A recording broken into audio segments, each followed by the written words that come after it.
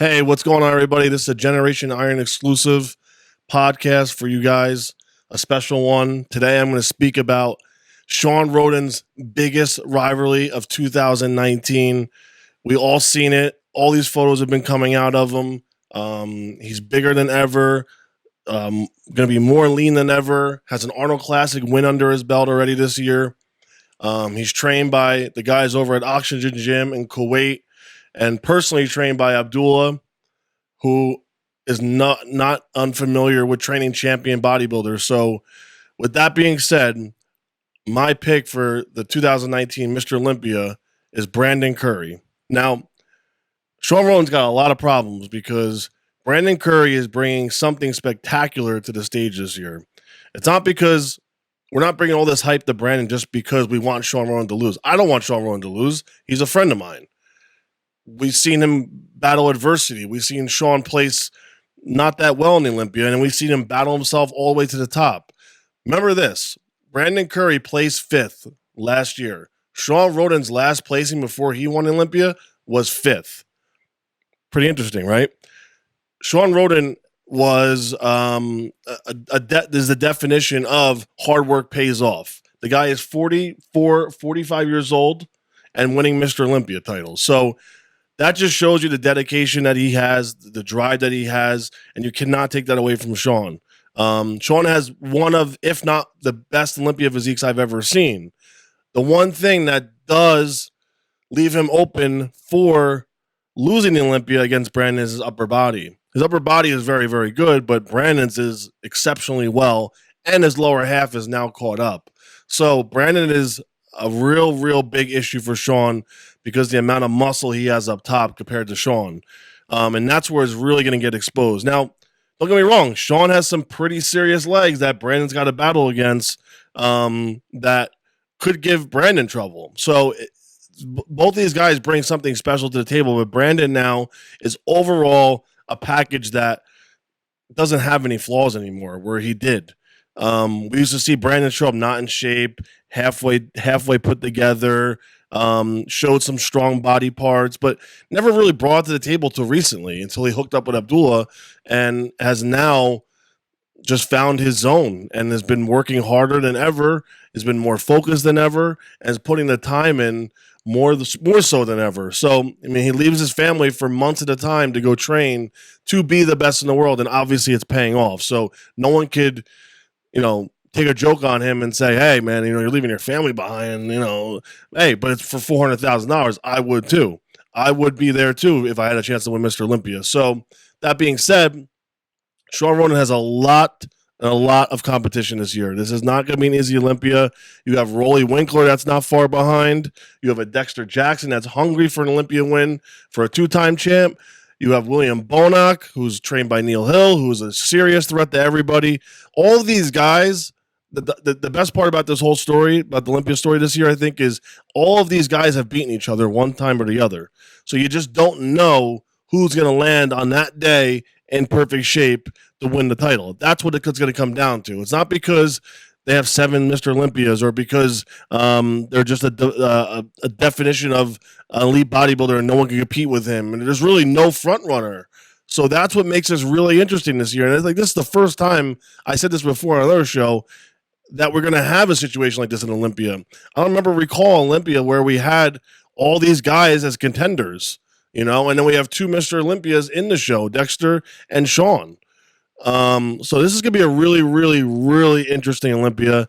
And I think Brandon, with the package that he's able to bring, the fullness, the leanness of his body, the thinness of his skin, that's always been an issue with Shawn. He sometimes has a little film on him.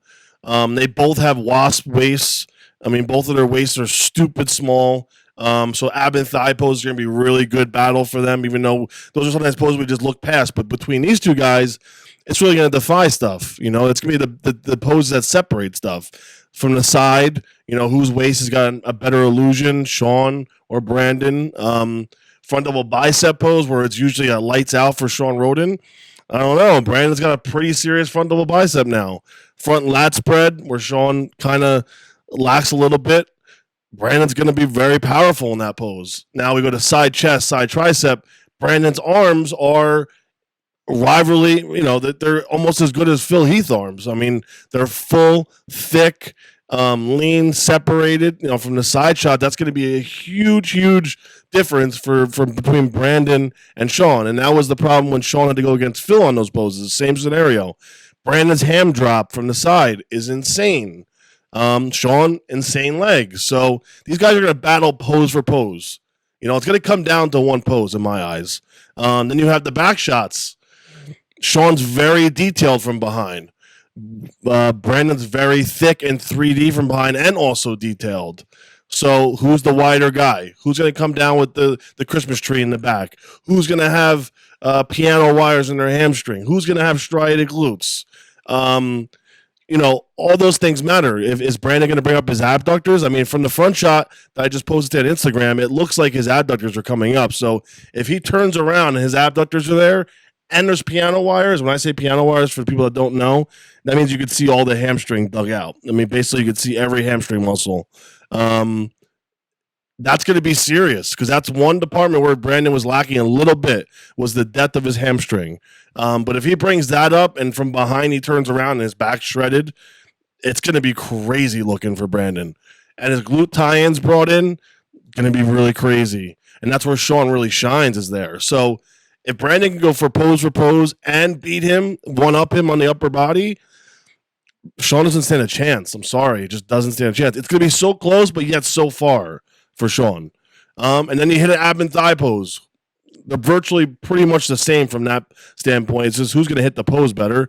And then the most muscular pose, this is where Brandon can really separate himself from the rest of the pack because he has no weak points. And when he hits a crab, hand clasp, hands on the hip, any most muscular, it's going to be lights out because of his arms and his delts and his chest and traps and everything on him is just so full. And that's where Shawn really loses to the Phil and to Brandon, because Brandon is like a Phil, essentially. We have to compare Brandon more so to Phil, more so than Shawn, because it's basically Shawn going against Phil again, because Brandon shares pretty much the same characteristics as Phil, but obviously Phil has got a little bit more seriousness to his physique. I mean, that's no knock to Brandon, but we know Phil Heath won 7-time Mr. Olympia, But, hey, do I think Brandon can do the same or do almost just as good and win multiple Olympias? I mean, the way it's going, and long as he holds up as far as no injuries, knock on wood, and he's able to keep training the way he is, I don't see anybody in the pack right now in the Olympia lineup that could beat Brandon. Unless Phil came back, and there'd be a crazy rivalry between Brandon and Phil. That'd be a crazy matchup to see. Crazy matchup. And then you throw Roly in there, 100% Roly. Holy shit, it's the battle of the arms, dude. Fucking 3 guys in Olympia history with the 3 best arms. I mean, that's insane. Now, we cannot let Roly slip by and just say, oh, forget about Roly. He didn't do well at the Arnold this year. No. That was only a 6-week prep Roly, because Roly went through knee surgery. A lot of people don't know that. And he only prepped for a couple weeks for that show. And he showed up because he needed to show up. And he made a signature on that paper saying that he's going to be there. And then showed up in Australia and didn't do that well either. He needed another 2 weeks of dieting, and he probably would have been the 1-2 count at the Arnold in the Arnold Australia. So don't knock Roly out. Do not. 110% Roly, angry Roly is a scary Roly Winkler. So I don't write Roly off at all. I think Roly's going to come in and really push these guys, especially if anyone's off a little bit. Roly doesn't bow down to anybody. We know Roly's work ethic is serious. We know where he's been, where he's going. I don't write Roly off at all. So he is someone that's been very quiet. We don't raise much attention to his name for some reason. I don't know why people are forgetting about him. Just because he didn't place well in one show. We're all like, oh, write him off. No.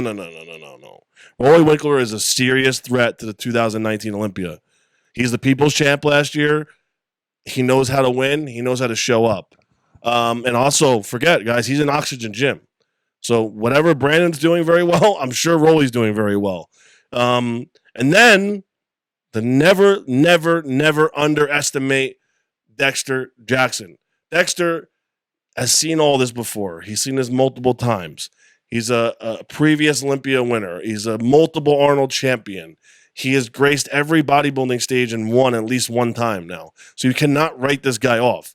And he's coming for blood. This might be his last show. And he's coming for a win. This is going to be his, I believe he said his 30th IFBB Pro win if he wins the Olympia. So that's a pretty serious mile mark that he wants to hit. When he qualifies for Tampa, because I'm sure he's going to win, it'll be 29. And then he wants a 30th win, which could be the Olympia. Now, Dexter's been training all year. He's been keeping the food down, he said. He's been training like a bodybuilder. He's been eating like a bodybuilder. And he plans on coming in with his best package to date, he said, because he's back with Charles. He's George Farrer's going to be there this year to keep an eye on him. Last year, George was not there. You know, God bless him because he was sick. So Dexter's going to have his whole team behind him. Now, if you guys want to knock Charles, which I'm not, because I do like Charles, I think he fits for the right people. But if Dexter believes that Charles is going to bring the best package for him, then that's what Dexter knows. So, you know, Dexter's a serious threat to all three of these guys also. And then you have William Bona, who gets thrown in there somehow. And you can't underestimate that guy, trained by Neil Hill, an Olympia caliber coach who knows how to bring it. He's transformed John De La Rosa this year to a new John De La Rosa who's qualified for the Olympia. We never seen John look as good as he did this year. And now he's training, you know, obviously Neil trains William. So William also gets thrown in the mix. So these guys thrown in the top 5 is going to be really, really serious. It's a lot of muscle up there, a lot of similar body parts, a lot of roundness, a lot of fullness. These guys all bring conditioning. They're all very well known for going to the show in shape. That's a serious top 5 right there. That is a scary top 5. And then you have possibly Nathan Diaz thrown in there, Steve Kuklo, Juan Morel, Josh Lenardowitz, John De La Rosa, Ian Valera's probably going to probably compete and qualify. God, who am I forgetting? I mean, there's a lot of guys that are going to be from 6 to 10 now, and that's going to be a battle alone. You know, I think the top 5 are pretty sealed tight unless someone really falls off and misses. I mean, they got to really fuck up to not be in the top 5. But I think it's going to be a serious battle for 6 to 10. That's going to be a really, really, really, craziness from 6 to 10. Those guys could fall anywhere either now. So it's going to be a very, very aggressive Olympia. I think 1 to 10 is going to be a dogfight. I think no one's coming there just say, hey, I'm going to go to Olympia. No, I think people are coming for blood because Phil's out, Ramy's out, there's no Kai Green, and this is just a wide open Olympia. You know, everyone sees that there's a chance for them to place well and get a good placing, get momentum for the 2019 to go to 2020 season, earn a spot with the top dogs. And I really feel it's going to be a dogfight. I think all the friendships are going out the window this year.